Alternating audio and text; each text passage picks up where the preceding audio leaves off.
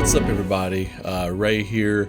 As promised, today we're going to be going through the Castlevania Netflix series. A lot of you all asked if I was going to recap the first three seasons, if you want to call them seasons, and I will. So we're going to get into that today. Before I get into that, if you all would follow me on Twitter and Instagram at Kaufman20XX whenever I got new stuff going live.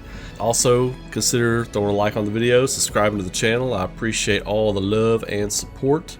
So, without further ado, we're going to get into it. The things that I judge everything on, as far as my entertainment, is art, characters, story, and the music.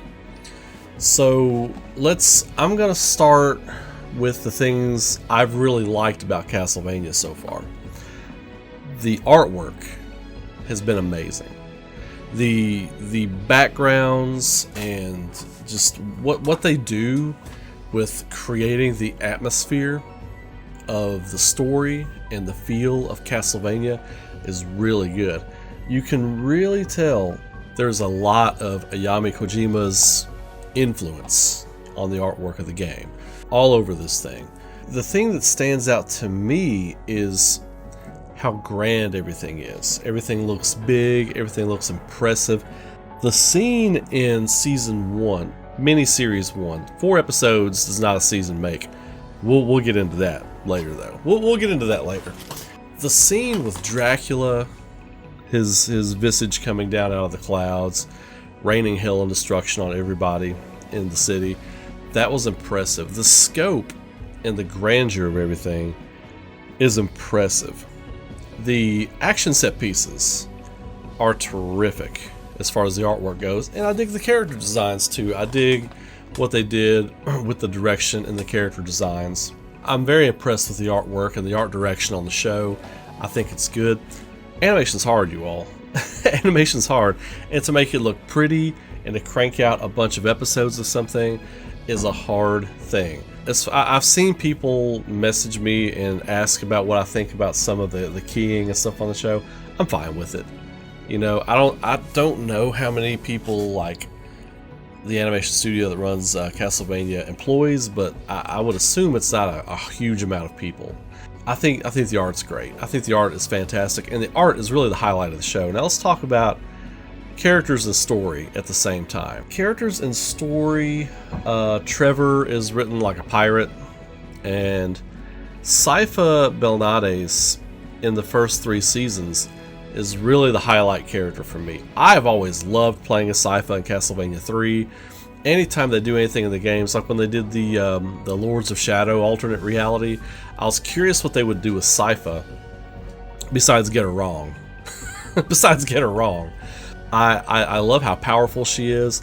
I love they wrote in like this lore with her and the speakers and her being part of a traveling caravan, like nomadic people. I thought that was fantastic, and the fact that Trevor finds her exactly how he finds her in Castlevania 3, Dracula's Curse, I thought that was chef's kiss. I was like, man, here we go. They're gonna get everything right. Which they didn't. They took liberties, but I'm not getting into that just yet. I loved also that they then found Alucard, how you find him in Dracula's Curse, Castlevania 3. Sleeping. He had put himself in a sleep, you fight him, and then he joins your party. I thought that was amazing.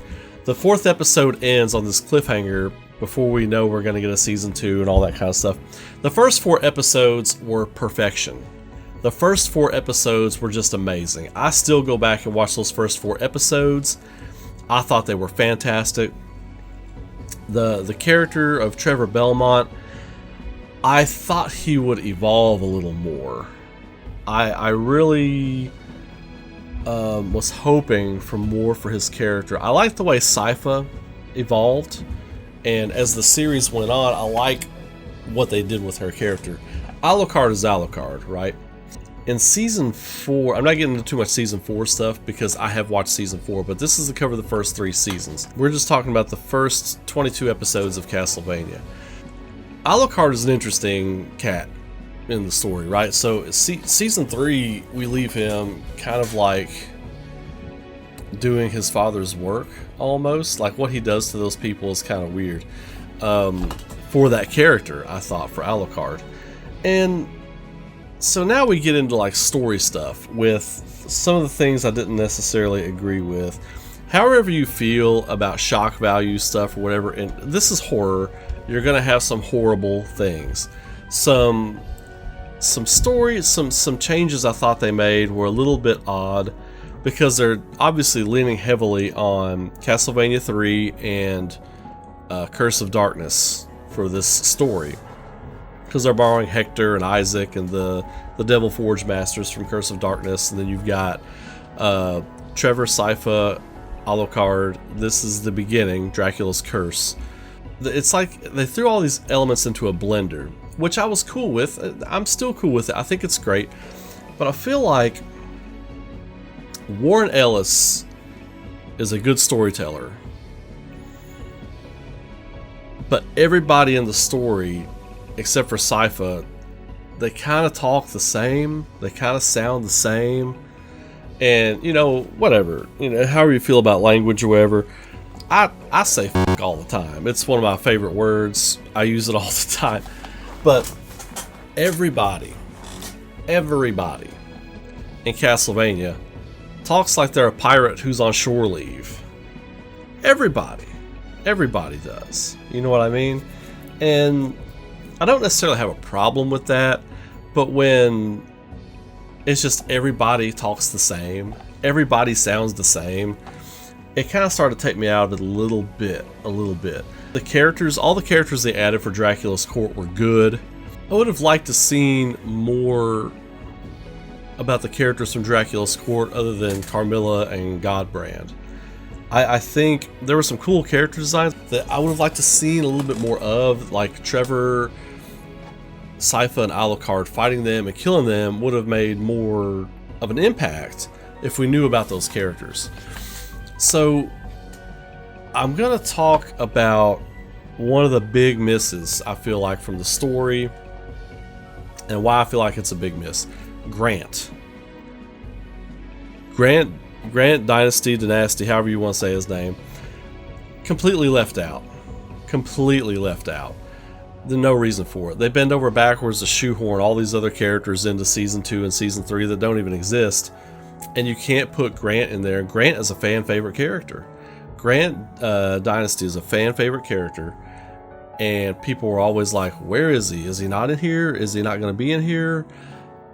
No, they just left him out. They don't even explain it. Season 4, there's a Easter egg for him, but I'm not going to get into that. I'm going to do a season 4 review. Yeah, just totally left out. I like the Castlevania series. I do.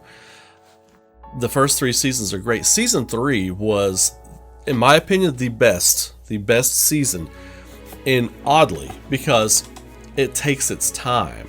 It introduces the concept of the infinite corridor. And with that, you get Saint Germain from Castlevania Curse of Darkness. Saint Germain was the MVP of season 3. He was the best character, the best written character, the best performed character.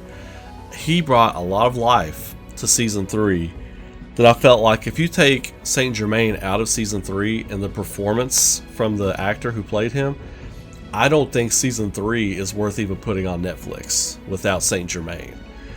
It was, without him, it would have felt flat. It would have felt too stoic. You still had more of the same from Trevor Belmont. And here's the thing, Trevor Belmont has an incredible voice actor. Richard Armitage is a fantastic actor. He's a fantastic actor. He's been in a ton of stuff. He was a great get. I can't see Trevor Belmont now and not think of Richard Armitage's voice coming out of that character. And I'm a huge fan of Trevor from Curse of Darkness, whoever played him in that. But this is Trevor Belmont now. But I would have liked to see more development from that character. Now, by the end of season 3, we see him very stoic and miserable. And he's like, we spent a few months living your life and sharing your victories. And now we're living my life. All loss and all this other kind of stuff. So I felt like the characters in season 3, the character work in season 3 is the best of all of it, because season 1 and 2 are really one season. That's 12 episodes. You got 4 episodes, you got 8 episodes.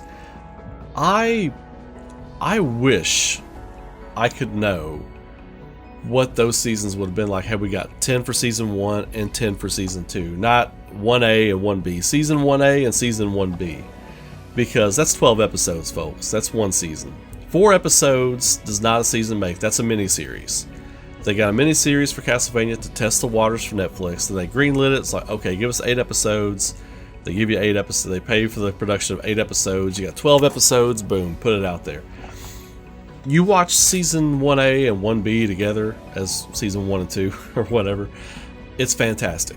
It's seamless. And kudos to the production staff and everybody at Frederator Studios that made Powerhouse Animation that made that happen, because it did feel seamless. The character work, though, in season 3 was good. Season 2 was wrapping up what they set forward, and here's my problem with the way that ends. Trevor Belmont should have killed Dracula.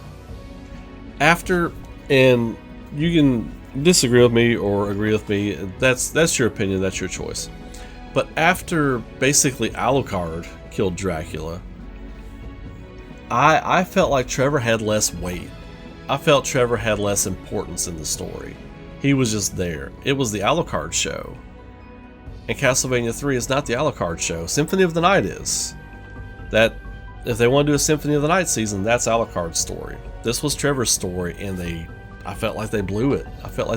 They made a bad choice there, in my opinion. But it didn't take away from the story. It didn't take away from the journey for me. Because season 3, you had the guy at the Priory, who I forget what his name was. But then you had the leader of the town, who was just a piece of crap.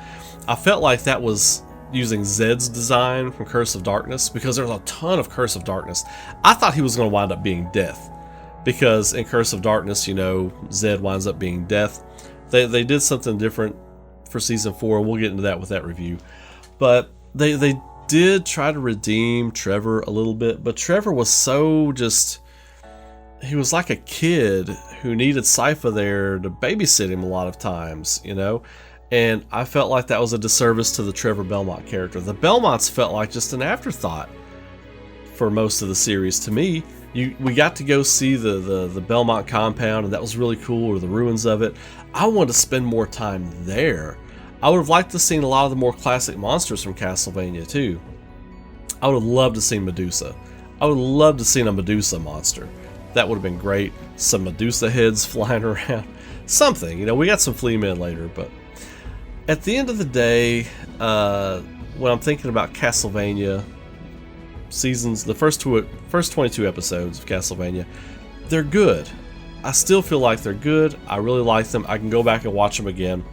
The high point, the most hype point of all 22 episodes is toward the end of season 2, when Trevor, Sypha, and Alucard come into Castlevania and they start wrecking Dracula's court, and Bloody Tears starts playing. I was like, oh man, that's not even my favorite, not even my top 5 favorite Castlevania tracks, but it's cool they threw it in there.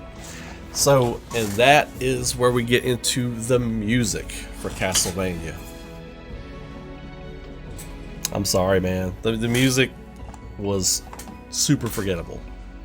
Super forgettable. It wasn't bad, but when you go into a series like Castlevania, it was very much just background music. It was very much just background and mood music, but when you go into a series for an IP like Castlevania that has some of the most legendary music ever in video games, you are adapting a video game for the screen. People keep calling it the greatest video game adaptation ever made. That's arguable. I would mostly agree with that. I think that's mostly agreeable. But part of that, you have to honor the music. You have to honor the music. You have to honor Michiru Yamane's major contributions to the Castlevania music, and all those that worked on, like, we never got Vampire Killer. We never got Vampire Killer. I'm sorry. The music automatically gets a 6 out of 10 right there. We never ever got Vampire Killer. Never got Moonlight Nocturne. We never got Lost Painting. We never got You know, just go down. You know, Wicked Child, Poison Mind. We never got any of the great Castlevania tracks.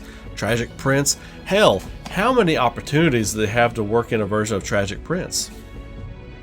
So, but we got Bloody Tears. That was the big one. I think that was the big one where Shankar, the producer, I'm trying to remember his name, Avi Shankar or something like that. He was probably like, "You got to put Bloody Tears in there because it's popular. We know that.